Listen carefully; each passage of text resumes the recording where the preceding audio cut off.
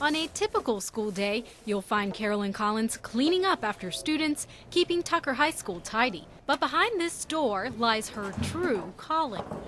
This is my care closet for Tucker High School, where I keep all my supplies for clothing. This is Carolyn's domain, where she collects clothes, school supplies, necessities for kids who have nowhere to turn. These are babies. They want to learn, and some are sleeping in cars, some are sleeping in hotels, and I just want to take care of them. Carolyn started stocking the closet 3 years ago after 2 students told her they were homeless and hungry. Little stuff for them to snack on. But it's the loss of her son, killed during a home invasion, that motivates her daily. I'm just trying to stop our young boys from stealing and killing, and because a lot of reasons they homeless and they crying out for help and love, and I'm trying to give them all they need in this closet, so they have to go out and try to steal or take from no one.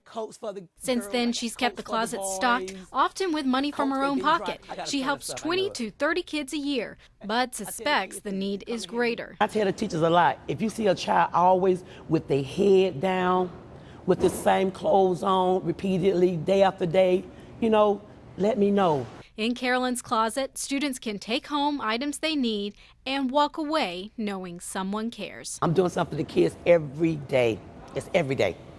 Yeah, it's part of my job. Liza Lucas, 11 Alive News.